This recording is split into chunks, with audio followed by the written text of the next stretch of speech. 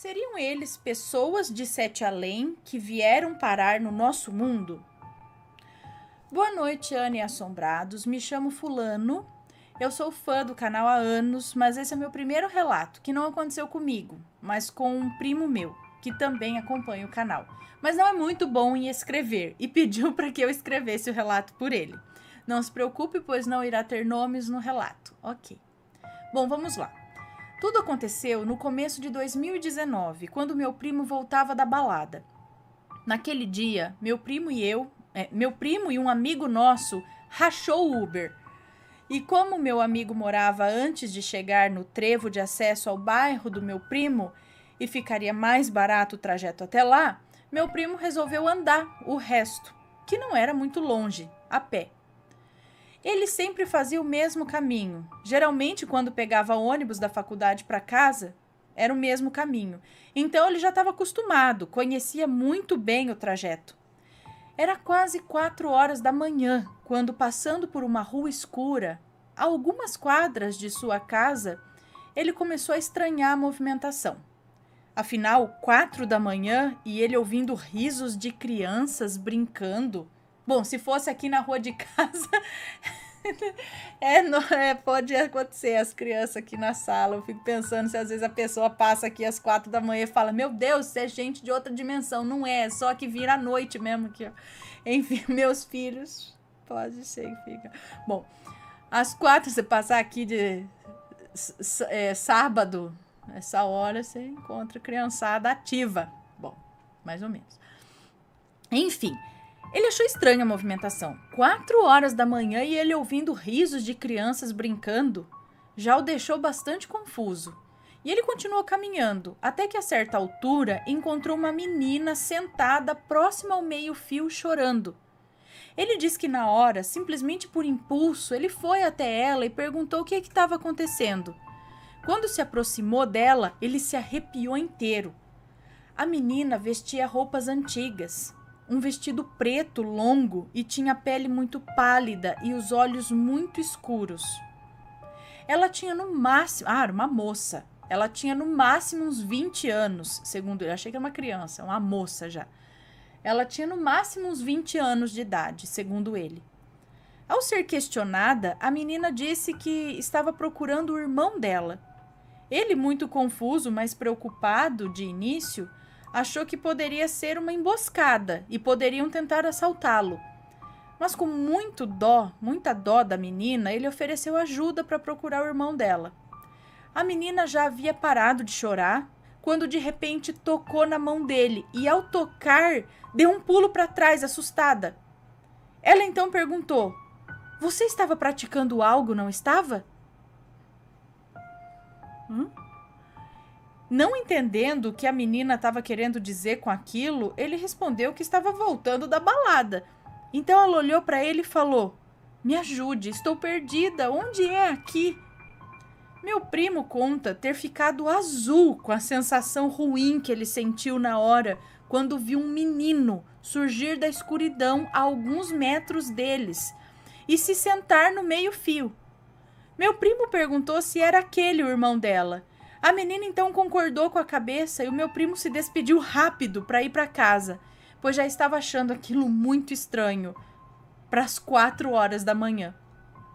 Ele chegou em casa, mas antes de entrar, ele parou no portão e olhou para a rua de cima, em direção de onde ele veio, quando viu a menina descer a rua, mas assim, numa velocidade anormal. Segundo ele, a impressão era de que ela flutuava, não andava. Ele correu para dentro de casa, ficou espiando pela janela ela descer a rua inteira, sem sequer olhar para os lados ao passar pelos cruzamentos. Bom, Ana, ele não sabe dizer o que foi que aconteceu com exatidão, mas a sensação que ele teve era que aqueles irmãos não eram deste lugar. Será que dessa vez pessoas de sete além vieram parar no nosso mundo? E o que será que era o barulho das crianças brincando e rindo? Sendo que ele disse não ver nenhuma criança ao redor. De uma coisa meu primo tem certeza, ele nunca mais vai andar por aquela rua de madrugada sozinho. Bom, esse foi o relato, espero que tenham gostado. Tenho muitos relatos meus também sobre coisas bizarras que já me aconteceram e espero compartilhar com vocês um dia. Amo de paixão o canal, parabéns pelo maravilhoso trabalho que vocês vêm fazendo. Beijo grande e até a próxima. Um beijo para você, muito obrigada. Então, será que não eram espíritos também? Apenas espíritos? Não pessoas de outra dimensão, mas espíritos perdidos por ali? Crianças brincando, não sei. E aí, tá gostando dos relatos? Então o que você acha de deixar um like aí no vídeo, hein? Gosta dos relatos? Deixa o seu like, mesmo que seja nos cortes.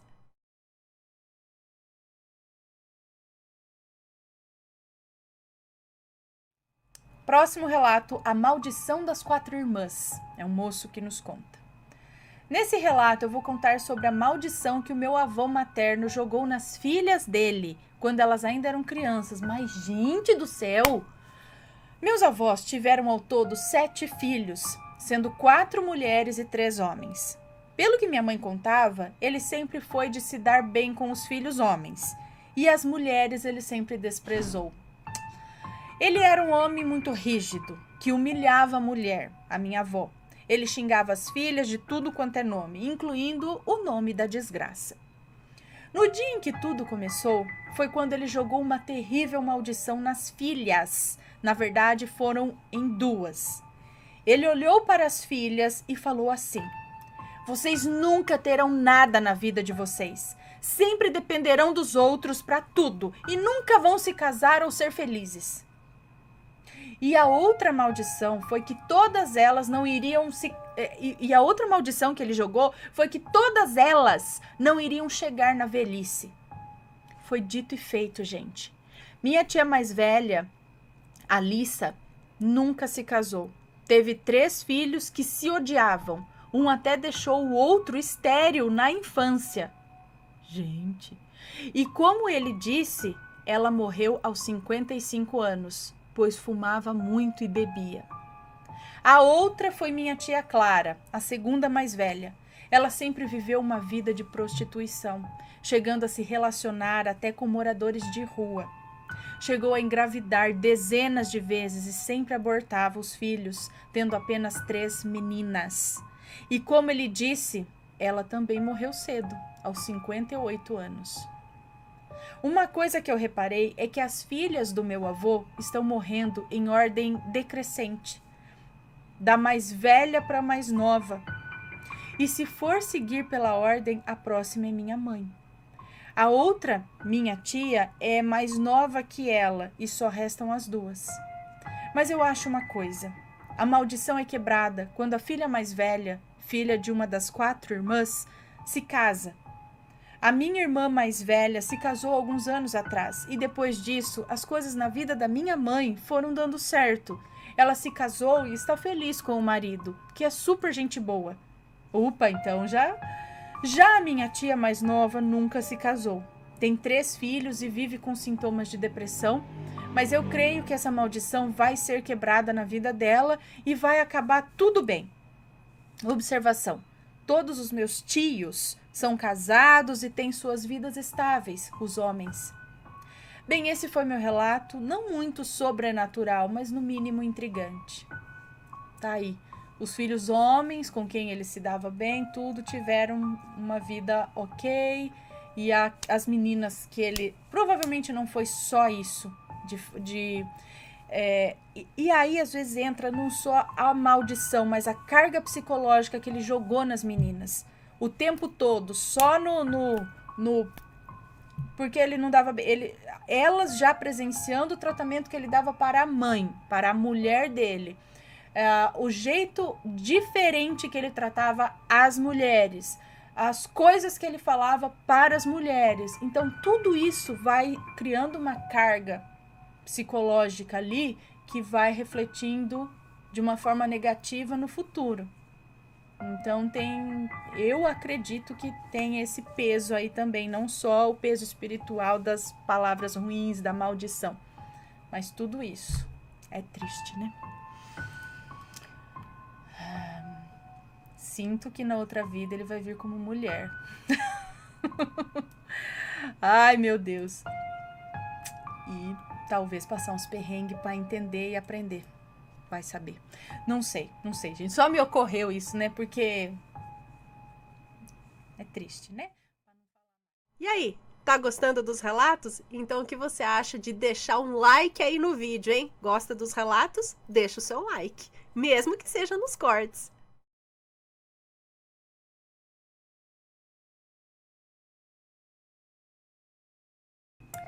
Próximo relato. A Mulher de Vermelho. Lady in Red. Vamos lá. É uma moça que nos conta. Aconteceu na rua, comigo. Minha profissão é ser mulher da noite. Bom, já vi algumas coisas anormais nas ruas, mas uma que me deixou intrigada foi a aparição da Mulher de Vermelho. Era em uma sexta-feira, já ia da meia-noite, e lá estava eu, em uma praça, à espera de algum cliente. Eu estava empolgada para ganhar algum dinheiro, para poder pagar a rua. Um adendo aqui. Na vida da rua, ou você paga para descer, ou você enfrenta outras garotas para tomar a rua. É uma vida de batalhas e humilhação. E como eu sou uma garota tímida que não gosta de brigas, sempre pago a uma dona da rua para poder descer e evitar desavenças com as outras garotas. Entendi. Então tem a rua ali, tem uma dona. E, né, alguém que comanda aquela rua, que às vezes é uma rua onde tem bom movimento. E aí, se uma garota de programa quer fazer programa ali pelaquela rua, ou ela enfrenta as outras e pode arranjar uma briga ali, porque por que você tá fazendo na minha rua? A rua não é tua, a rua é livre, e não sei o quê, papapá, começa a discutir, a coisa pode ficar feia. Ou então você paga a moça como um aluguel para você usar a rua dela, né? A dona da rua fala, ó, posso ficar essa noite aqui, te dou tanto, e aí você pode... Entende? Eu acho que é isso, beleza? Então ela prefere pagar e não ter briga, desavenças, ok. Dito isso, lá estava eu na praça à espera de surgir algum cliente naquela noite fria. Eu já estava ficando desesperada, pois eu cheguei na rua às 8 da noite e não tinha feito nada ainda. Eu fumava e bebia, preocupada de não conseguir a grana para pagar a cafifa. Seria cafetina, algo assim? Pois para mim o mais importante era pagar ela primeiro, para depois poder trabalhar em paz nas ruas, sem desavenças. Entendi. Mas nada de cliente, nem sequer um vulto tinha na rua. Foi quando eu avistei de longe uma moça linda, de cabelos longos e negros, com um olhar penetrante e com um cheiro de rosas, que me deixou encantada. Ela andava do outro lado da praça, descalça, com uma saia longa de cor vermelho sangue. Ela de imediato olhou para mim e com um sinal me chamou. Eu, como também sou curiosa, fui ao encontro dela. Ela dava risada e dançava enquanto eu me aproximava. Quando cheguei perto dela, ela parou e acendeu um cigarro. Então me disse o seguinte: garota, você anda aflita? Quer a minha ajuda? Eu, como estava sem entender nada, apenas respondi: com o que você pode me ajudar? Ela deu uma gargalhada que me deixou arrepiada. E do nada começou um vento forte. As árvores que tinham do outro lado da praça chacoalhavam como se tivesse um bando de macaco pulando na árvore. Eu fiquei assustada. Ela parou de rir e o vento e as árvores também pararam. Então ela me respondeu com um tom de ira: você acha que eu não posso te ajudar, garota? Eu, que sempre estou de olho em você? Eu sempre estou ao seu lado, menina. Eu, toda arrepiada e assustada, concordei em aceitar a sua ajuda. Foi quando ela abriu um sorriso e me falou: bela escolha, garota. Olhe o que você tem que fazer. Acenda um cigarro e vá em uma rua em T, tipo uma encruzilhada, e coloque ele lá. E reza para sua moça e em seguida dê a ela um pedaço do seu cabelo. Se vire e não olhe para trás. Quando você faturar seu primeiro dinheiro, compre a ela um champanhe, uma rosa vermelho sangue e velas vermelhas e entregue a ela no mesmo local. Eu, como nunca fiz isso, questionei, né? Mas para que isso? Mas ela simplesmente me falou: quer sucesso, menina? Quer sair da lama? Faça o que eu mando e não quebre isso, ou ele irá te deixar pior do que você, ou ela irá te deixar pior do que você está. Eu fiquei mais assustada ainda e disse que eu faria. Ela, com um olhar penetrante, foi se afastando aos poucos e aquela ventania voltou, o que me deixou apavorada.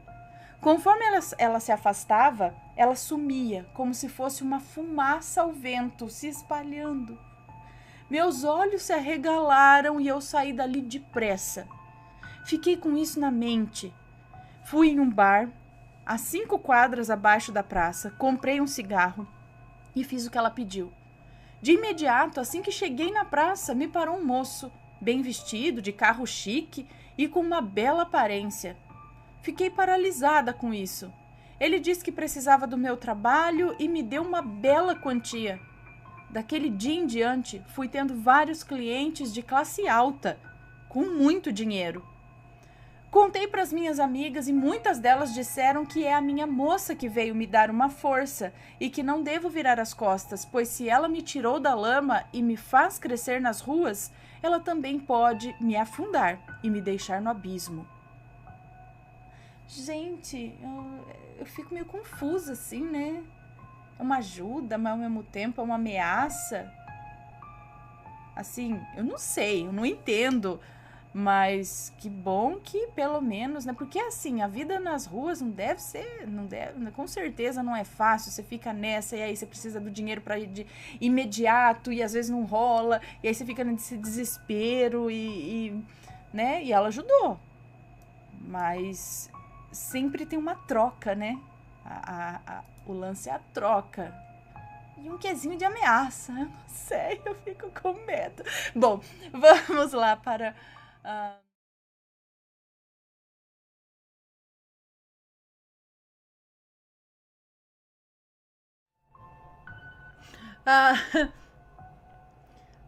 a sogra maledite.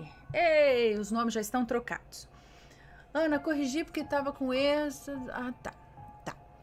Oi, Ana, sua linda, amo o canal e adoro você e o Matheus. Conheci o canal ao acaso e não parei mais de assistir. Muito obrigada. Os relatos de maledites me impressionaram muito e eu que desconfiava que fui vítima de uma, hoje eu tenho quase certeza. Segue aqui o meu relato que foi encorajado pelos muitos que eu vi no seu canal. Então vamos ver sua história. Era 2017 e o ano seguia sem maiores intercorrências. Eu trabalhava e era muito querida em meu trabalho por todos. Já tinha 30 anos, sempre fui muito vaidosa e gostava de me vestir muito bem, me maquiar, me perfumar, etc. Dessa forma, atraía muitos olhares no trabalho e recebia muitas propostas, mas não me animava com ninguém. Até que um dia eu conheci um rapaz novo, de seus 19 anos, e com quem comecei a flertar. Eu nunca me interessei por homens mais jovens, mas aquele, realmente ele era encantador. Também nunca tive preconceito com idade e tal. Mais novo ou mais velho, me importava o caráter, somente. Chamarei ele aqui de Fernando. Tudo aconteceu rápido e eu, com um pouco de receio das pessoas que são maldosas e poderiam dizer que eu estaria me aproveitando do rapaz, apesar dele viver correndo atrás de mim e a ideia foi dele, disse que namoraríamos com a condição de sermos o mais discreto possíveis, o mais discreto possível, para poupar desgastes desnecessários logo de início, né? Ele aceitou e tudo parecia um romance lindo. Ele me tratava com carinho e respeito, pelo menos era o que eu achava.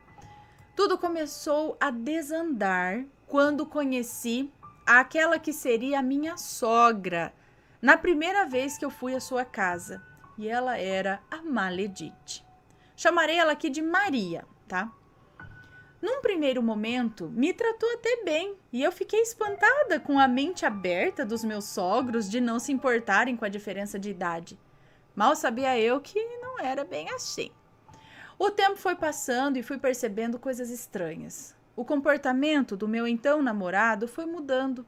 Já brigávamos por coisas que eu nem sabia de onde tinham saído, coisas idiotas mesmo. Parecia que ele queria me controlar, sei lá.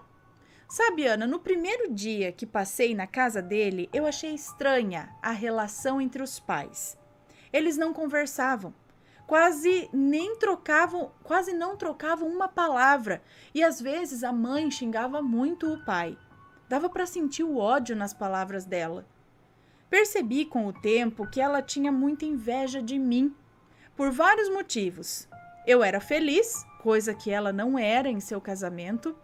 Eu era querida e amada pelas pessoas e ela detestada por ter uma língua ferina e causar muita discórdia por onde passava.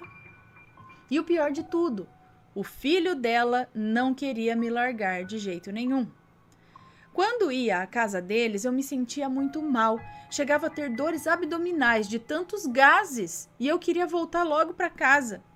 Ela salgava tanto a comida que mal dava para comer. Era horrível. Eu não sei como eu não percebia esses sinais. Acredito que eu estava mesmo muito apaixonada por ele. Bom, o tempo passou e certo dia ela me proibiu de ir à casa dele. Simplesmente proibiu. Disse que eu não era mulher para ele. Nesse dia eu chorei, pois o que eu tinha feito? Aí é que começa o pior. Combinamos então de continuarmos namorando e somente ele viria até a minha casa e eu não mais iria à dele.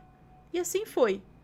O tempo foi passando e ele brigava comigo sempre, querendo que eu frequentasse novamente a casa dele. É óbvio que eu não ia, pois não era bem-vinda lá. Certo dia, porém, a Maria, mãe dele, Maledite, me enviou mensagem pedindo desculpas e disse que eu seria bem-vinda quando quisesse ir à casa deles. Eu, bem trouxa ou inocente, sei lá, atendi aos pedidos dele e tornei a frequentar sua casa. Na maior cara de pau, a Maria me recebeu. Chegou a me dizer, quando estávamos sozinhas,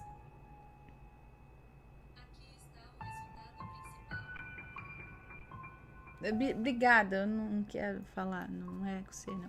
Bom, na maior cara de pau, a Maria me recebeu, chegou a me dizer, quando estávamos sozinhas, que ela e o marido fizeram de tudo para que o Fernando me largasse, mas ele não queria de jeito nenhum me deixar. A pedido dele, levei roupa para trocar lá, pois passaria sábado e domingo. Tomei banho, ficamos juntos, saímos. Eu não percebia a má intenção dela em tudo isso. Nada havia mudado. Ela armava encontros com pessoas do meu trabalho para que nos vissem juntos, coisa que de cara foi avisado que eu evitava. Ela evitava aparecer junto com ele, e aí a sogra fazia com que articulava as coisas para que eles aparecessem juntos. Após o final de semana que passei com ele em sua casa e após ela ter se desculpado, eu fui colocar minhas roupas para lavar e senti falta de uma calcinha usada que tinha certeza que eu devia ter deixado lá, já que havia ido vestindo ela e troquei para tomar banho. Trouxe toda a roupa suja, mas não encontrei a calcinha. Por fim, não dei bola. Vida que segue, né? Era o que eu achava.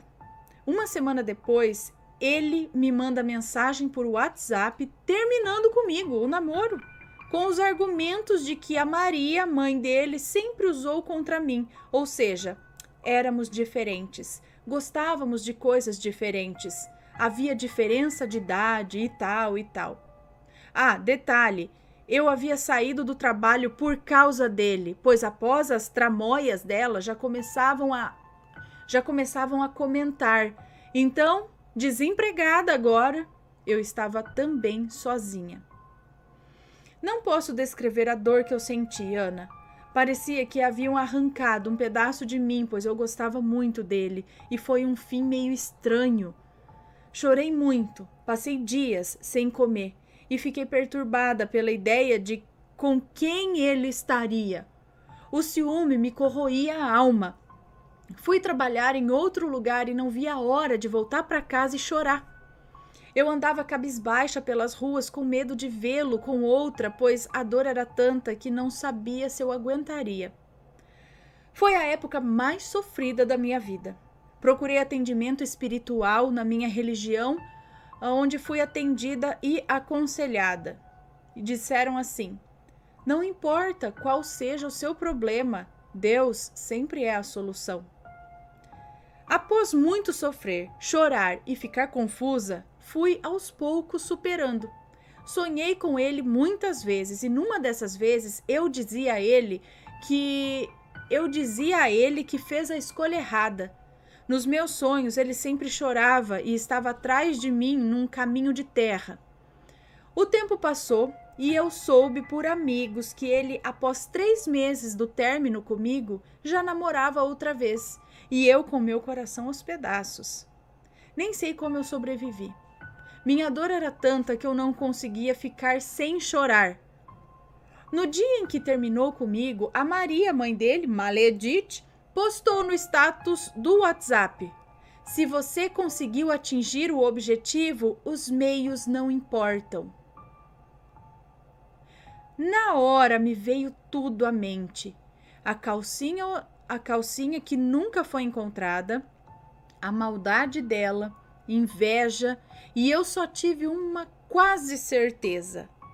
Ela devia ter feito algum trabalho para nos separar, pois não sei o que lá, usar tudo foi muito estranho.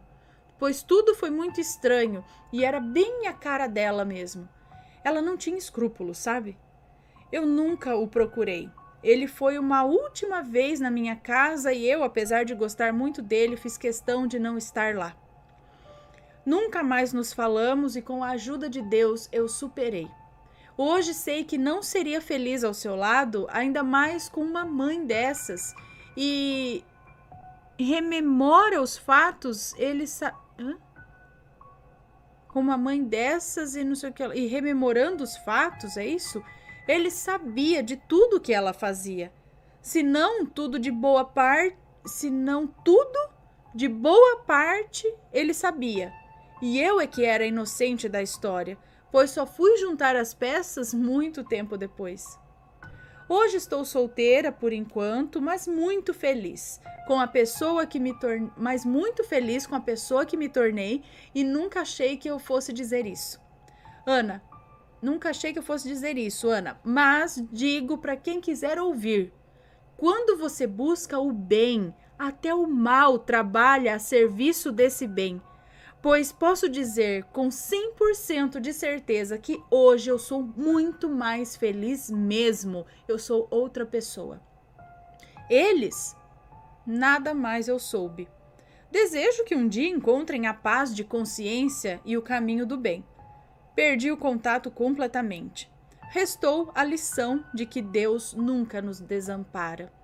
Beijos. Beijos para você, muito obrigada. E pode ter um feiticinho aí no meio sim, mas gente, eu já vi tanta coisa dar errado nesse tipo de feitiço que às vezes a mãe faz pro filho separar daquela mulher, porque assim, às vezes o mal acaba caindo sobre o filho dela. A gente já viu relatos assim. E aí acabou, né? E aí? Tá gostando dos relatos? Então o que você acha de deixar um like aí no vídeo, hein? Gosta dos relatos? Deixa o seu like, mesmo que seja nos cortes.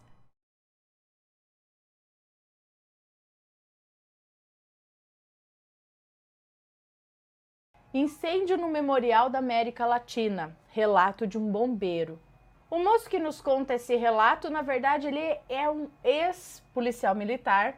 E num churrasco ali de família, de amigos, né? Ele foi colhendo algumas histórias aí pra gente.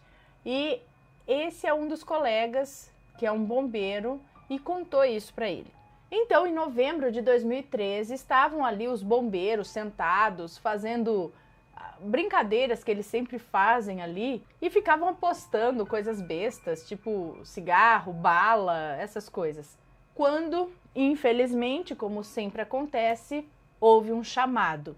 Aí aquela correria, aquela bagunça, e em menos de 1 minuto o caminhão tá saindo para atender o chamado.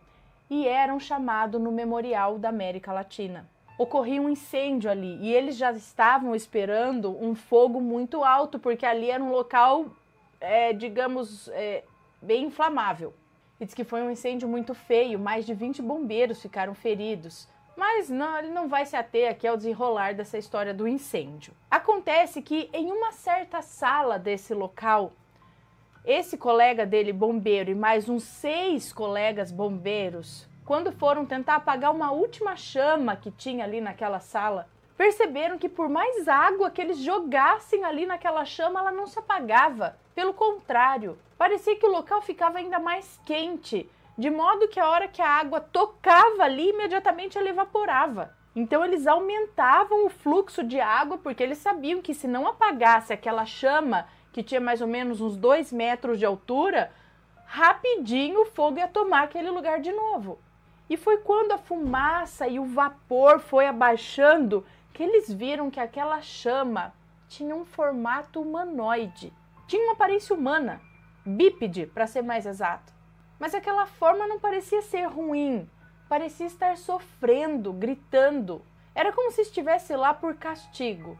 E aí foi se apagando, até sumir.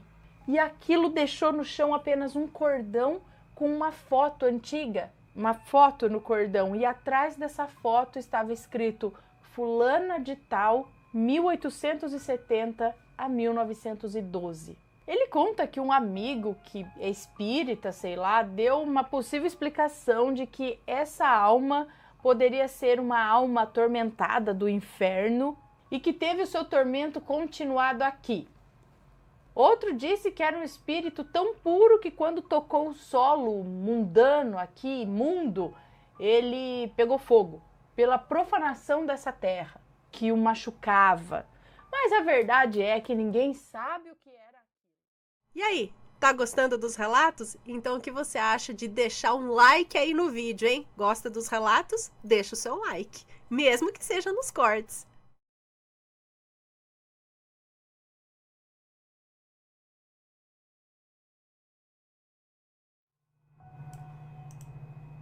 Minha avó quase morreu por causa de inveja. Inveja. Vamos lá. Deixa eu ver.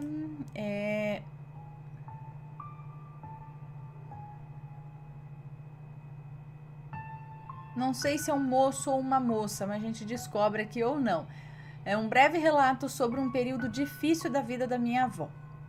Abraços. Ok, vamos lá então. Olá, Ana. O relato a seguir ocorreu com a minha avó alguns anos atrás, em uma cidade litorânea, em uma cidade interiorana aqui do estado do Pará. Sendo que a minha avó morava com meu avô, com a minha mãe e com sua irmã, que ainda eram crianças, pois a história se passa há alguns anos, quando a minha avó ainda era jovem. Nessa época, ela havia começado a frequentar um curso para aprender a fazer bolos, provavelmente na casa de alguma conhecida, coisa simples, já que era no interior. Ao mesmo tempo em que sua vizinha também participava do curso. Bom, minha avó terminou o curso e depois começou a fazer já os bolos, para vender ali para a região. E os bolos dela eram tão bons que em pouco tempo começaram a ficar conhecidos pela cidade. A vizinha, já citada aí acima, naturalmente vendia também seus bolos por ali, porém não tão conhecidos como os de minha avó. Até então, nada de anormal. Minha avó e sua vizinha vendiam seus bolos depois que fizeram o curso, como uma fonte de renda extra ou como única fonte de renda. As duas se relacionavam como duas integrantes de uma boa vizinhança. Se falavam, pediam coisas emprestadas umas às outras, enfim, uma relação normal entre vizinhos. Mas, depois de um certo tempo, ela começou a sentir certa diferença no comportamento dessa vizinha, referente a essa relação que as duas mantinham. principalmente depois de uma encomenda para fazer o bolo de um casamento que a minha avó recebeu. Algo diferenciado das encomendas que as duas costumavam receber. E que ela acredita que a vizinha estava esperando ser para ela. Essa encomenda, a vizinha estava esperando que era para ela e no fim foi para a avó do moço, enfim. Depois disso, a vizinha não frequentava mais a casa da minha avó. Não pedia as coisas mais emprestadas, se afastou por completo. Era uma situação estranha que não deu para entender muito bem, até piorar na hora da minha avó fazer o bolo de casamento. Tudo começou a dar errado, a massa sentou e minha avó ficou angustiada, pois tinha que fazer a entrega. Então ela correu para preparar outro bolo, passou a madrugada toda batendo a massa, quando depois de muito esforço e preocupação, ela terminou. E a mesma coisa aconteceu, a massa sentou de novo, tipo, embatumou, assim, não cresceu. Após isso, minha avó não conseguiu mais fazer um bolo sequer. Toda vez que ela tentava bater uma massa, dava tudo errado, como naquela fatídica noite do bolo de casamento. Bom, passado esse acontecido, a vizinha havia se mudado para um outro estado, ao mesmo tempo em que a minha avó já havia desistido de fazer seus bolos e, além disso, começou a sentir umas coisas estranhas. Ela começou a sentir umas presenças estranhas se aproximando e começava a passar muito mal mesmo, coisa de sentir mal-estar e começar a se tremer todinha. De repente, assim, do nada. Ela ia no hospital, mas nada daquilo passar. Melhorava momentaneamente, mas ocasionalmente as tremedeiras voltavam a perturbá-la novamente. Resolveram se mudar para a capital, em Belém, onde moramos hoje. Mas primeiramente minha avó ficou na casa de sua irmã, enquanto meu avô procurava uma casa para alugar. E ela continuava se sentindo muito mal, já tendo passado uns 6 meses depois da primeira vez que esses fatos estranhos se tornaram rotineiros. Sendo assim, a sua irmã, presenciando toda a angústia pela qual ela passava, resolveu chamar uma curandeira para rezar por ela. Mas minha avó não confiava muito nessas coisas e tinha até um pouco de medo, principalmente por conta da forte influência católica que tinha. Mas acabou que a mulher rezou e passou uns remédios para ela tomar depois. Ela tomou os remédios e começou a vomitar muito. E começou também a tremer, mas ainda... Aí começou a tremer mais ainda e a presenciar coisas ainda mais estranhas. No fim das contas, o contato com a curandeira só fez piorar ainda mais a situação dela. Tentaram de tudo a essa altura. Levaram ela no médico, aplicavam remédio, mas nada adiantava. Logo depois ela piorava de novo. Nesse meio tempo, meu avô conseguiu alugar uma casa não tão distante e eles se mudaram. Minha avó só piorava e já se sentia bastante mal e angustiada, principalmente quando os ataques pioravam na hora que ela ia rezar o terço. Sim, os piores momentos eram os que ela tentava fazer as suas tradicionais orações e rituais que faziam parte da religião católica. Diz ela que quando começava a orar em frente à imagem de Jesus, sua vista começava a ficar preta. A sensação de mal-estar e de enjoo se intensificavam, mas tudo ficava pior quando ela tentava rezar o terço, pois quando estava na metade começava a tremer, como se uma força inexplicável e invisível a estivesse forçando a largar aquele objeto e parar de rezar, fazendo ela cair de joelhos no chão, tremendo e com aquela sensação de aproximação estranha, sabe, ao seu redor. Só conseguindo se recuperar quando meu avô chegava para ajudar. Minha avó adoeceu de vez e caiu de cama. Chegou a ficar depressiva, já que nem a sua fé conseguia professar, nem a sua fé ela conseguia professar, nem rezar mais ela podia. Nada parecia surtir efeito e as preocupações pela vida da minha avó só aumentavam. Foi quando um amigo do meu avô, vendo a tristeza dele e também bastante preocupado com a situação, disse para ele que tinha um senhor espírita e que atendia as pessoas em uma casa. E disse para o meu avô procurá-lo, pois se assim continuasse, minha avó ia morrer. Mas o meu avô respondia, já sabendo que a minha avó não queria ir e não gostava de procurar essas coisas, pois a igreja não permitia. Mesmo assim, o meu avô foi procurar o tal senhor. Quando meu avô adentrou a casa em que esse senhor espírita atendia as pessoas, logo foi bem recepcionado. Um senhor já bem idoso, cego, logo sentiu sua presença e disse para ele se aproximar. Começou a orar em sua cabeça e disse com a mão na cabeça ainda que fechasse os olhos e começasse a pensar em sua esposa. Depois dele ter feito como o homem pediu, ele parou num instante de impulso e lhe disse: "Vá buscar sua esposa que ela ainda tem cura."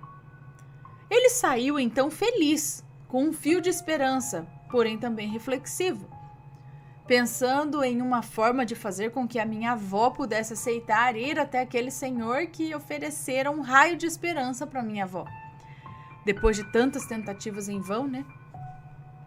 Bom, depois de tanto insistir com a minha avó, ele a convenceu a ir. Falou sobre como havia sido recebido e que o homem parecia um homem de bem, que poderia realmente ajudá-la e tal. Por fim, meu avô a levou até esse homem, que logo de cara pegou em seu ombro e disse: "Volte amanhã, você ainda tem cura." Assim ela fez, e com mais ou menos um mês indo a esse senhor, ela não sentia mais nada, e o senhor disse que ela podia ir e que estava curada. E realmente ela estava melhor e não sentia mais nada daquelas sensações ruins e coisas estranhas que aconteciam. As tremedeiras na hora de rezar, ou as presenças e os arrepios na hora de dormir. Depois de um tempo de trauma com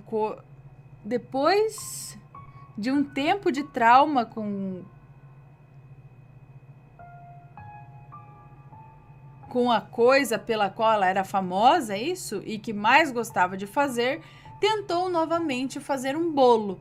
E para sua surpresa, o bolo saiu bonito e saboroso, como antigamente, tendo ela decidido dessa forma entregar esse primeiro bolo em muito tempo ao senhor que lhe curou.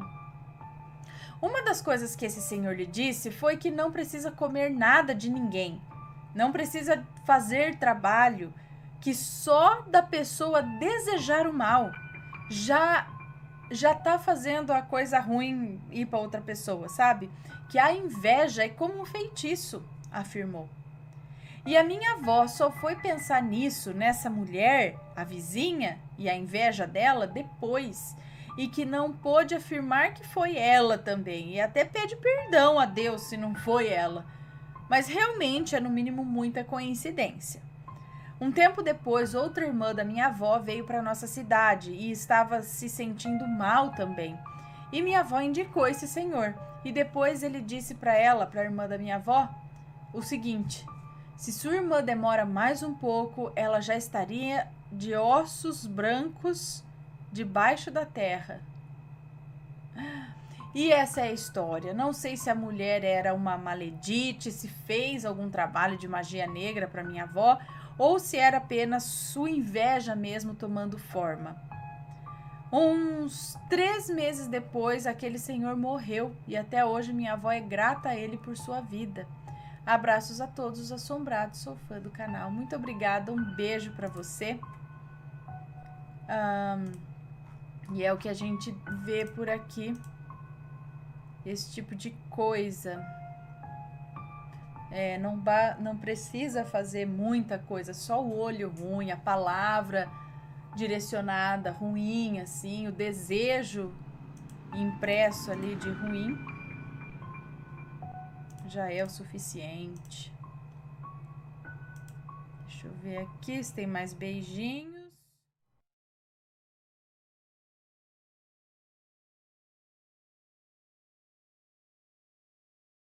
Próxima história. Minha vida, o ímã da maldade. Minha vida, o ímã da maldade, é uma moça que nos conta. O meu marido, pelo trabalho, tem que viajar. E foi em uma dessas voltas de viagem para casa foi numa dessas voltas de viagem que foi voltando para casa que eu percebi que ele estava estranho. Só quem é casado sabe. A gente, como todo casal, assim, nós brigávamos, mas de repente as brigas começaram a ficar piores e mais agressivas. Eu sou médium e só fui descobrir no decorrer dessa história. Eu comecei a ter aquela intuição de que algo estava errado. Até que um dia ele disse que queria que eu fosse embora. E então eu fiquei desesperada por não ter nem para onde ir, ainda mais com uma filha nos braços. Foi então que contei para uma amiga que, vendo a situação, me revelou que era médium e que poderia me ajudar, que não cobraria nada de mim, além de só comprar um banho para ela, não iria cobrar nada de mim, além de só comprar um banho para ela, para se limpar e depois para ela se limpar depois de receber as entidades. Essa foi a primeira vez que tomei conhecimento dessa religião, por isso que eu fiquei em dúvida, mas o desespero foi maior. Foi então que, com a filha dela presente para ajudá-la, ela recebeu uma cigana, a cigana da estrada. Que espírito doce! Na hora, eu me congelei inteira. Ela pegou a minha mão e falou o meu passado inteiro, e tudo certo, até que chegamos no meu marido. Foi então que ela disse que o meu marido, em uma dessas viagens, conheceu uma mulher que tinha um corpo bonito, mas de rosto era um horror. Eu pensei que ela só estava sendo gentil comigo, mas foi então que ela disse que assim que ele chegasse da próxima viagem, eu saberia quem era. Até que chegou o tal dia do meu marido chegar. Ele veio, colocou as roupas para lavar, tomar um banho. Eu estava varrendo, até que cheguei na área da máquina de lavar roupa e reparei que tinha uns papéis rasgados em pedaços. E foi então que eu senti uma curiosidade de saber o que era. Juntei um por um e resultou em um número de telefone com DDD de onde ele tinha acabado de chegar. Coloquei no meu telefone e fui ao WhatsApp para ver. E então eu vi a mulher. A foto era exatamente como a cigana descreveu. E a cigana disse que ela tinha feito um trabalho para nos separar, pois ela achava que ele era rico. Então paguei para desfazer o trabalho. Passou um mês e em uma noite em que o meu marido estava dormindo na casa de sua mãe e eu e minha filha na nossa casa, já era madrugada, por volta de umas 2 da manhã, eu ouvi alguém batendo no meu portão. Como eu não esperava ninguém, ainda mais às 2 da manhã, pensei que era coisa da minha cabeça. E quando cochilei novamente bateu de novo, mas dessa vez tive certeza. Cogitei que poderia ter acontecido alguma coisa e fosse o meu marido, mas assim que me levantei, veio um pensamento de pegar uma faca, sabe? Por preocupação. Mas eu não sei por que eu não dei ideia e abri. Era um homem que eu nunca tinha visto na vida, com um guarda-chuva. Perguntei no que eu poderia ajudar, mas ele fez um sinal com o dedo indicador dizendo que iria entrar e me perguntou onde estavam os meninos. Como assim? Dizendo que ele ia entrar? Assim? Me perguntou onde estavam os meninos. Ele não parava de repetir essa pergunta. Eu disse a ele que não tinha ninguém e ele foi embora calado. Então, no outro dia, eu fiquei com aquilo na cabeça e perguntei para a cigana.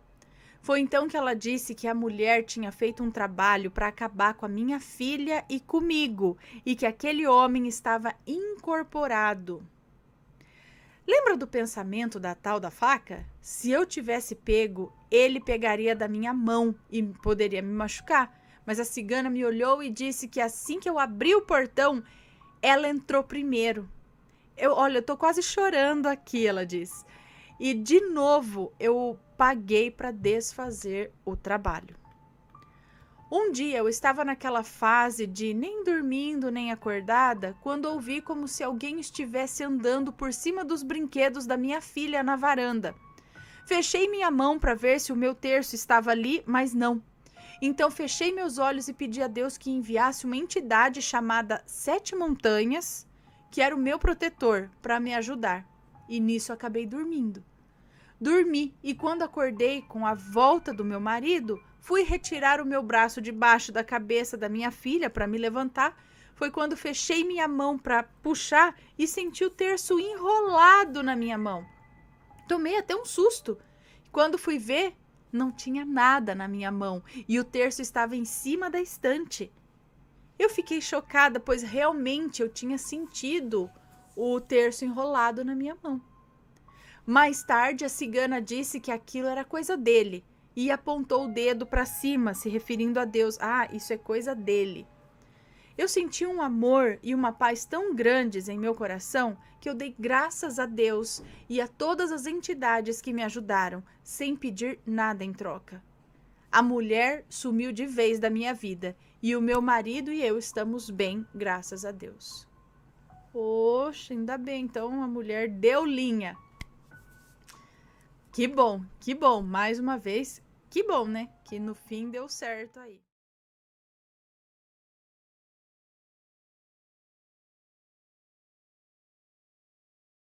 Deixa eu ler esse relato aqui, um relato curto também.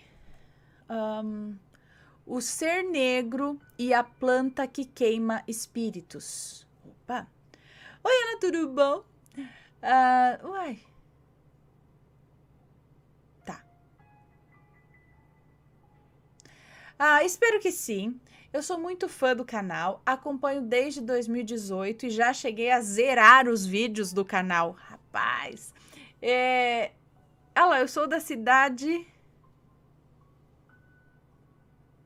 Eu sou da cidade de Óbidos, no Pará. Ok. Aqui eu vou contar um relato da minha avó, que não falta história para contar sobre essas marmotas. Minha avó sempre foi uma mulher muito devota a Deus e uma mulher muito firme em sua fé. Ela nunca teve medo do sobrenatural. E pasmem, que teve relatos que ela chegou a debochar dessas misuras, dessas visagens, desses fantasmas.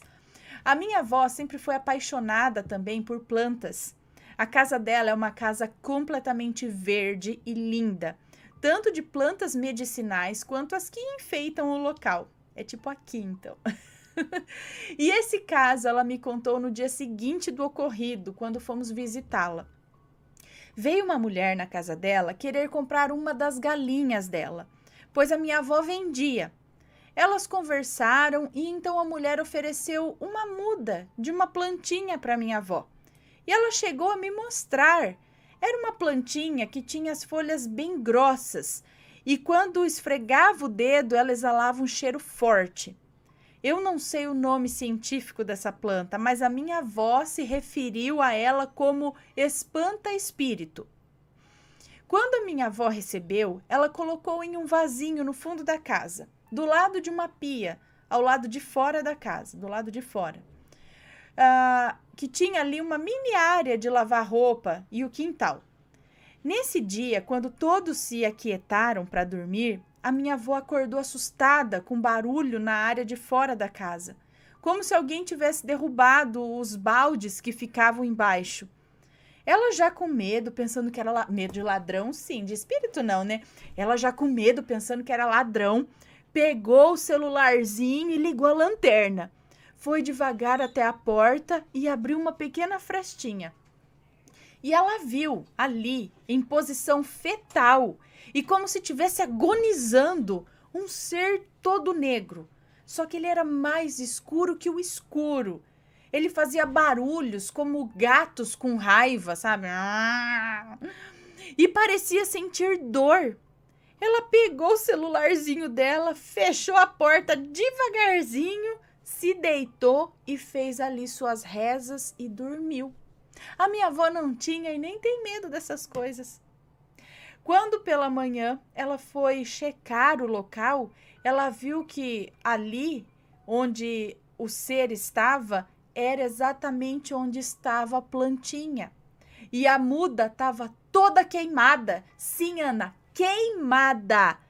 Então ela já sabia o porquê do nome da planta. Ela contou isso pra gente um dia depois do ocorrido e mostrou a planta queimada. E estava com um cheiro forte. Minha avó tem muito mais relatos envolvendo o sobrenatural e coisas inexplicáveis. Beijos, Ana, sucesso, que Deus abençoe você, o Mateus e sua família. Fiquem com Deus e se cuidem. Um beijo para você, muito obrigada. Rapaz, olha nós dando um Google aqui já, espanta espírito. Planta espanta espírito. É assim mesmo?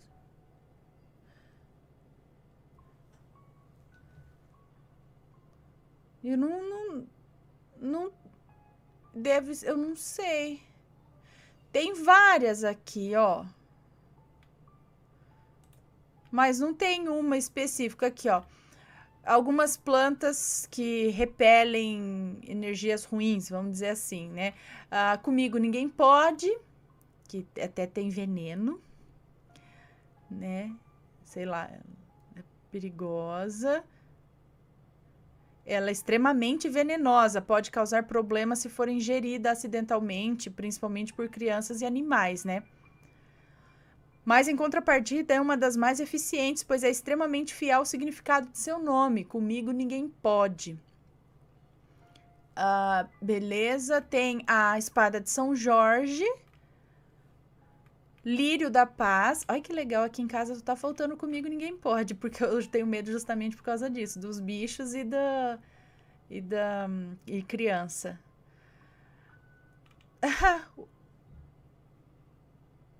O bambu da sorte tem aqui também, manjericão, tem. Olha, manjericão! É uma erva que enche a sua casa de alegria, mantendo qualquer tipo de tristeza bem longe. Soca manjericão, filho, na sala, no quarto, no quintal, na varanda.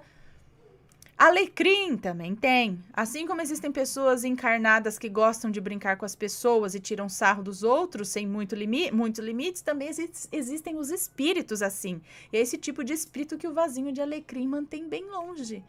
Ai, que beleza. O meu alecrim tá morrendo. Eu dei uma podada nele, vamos ver se ele revigora de novo.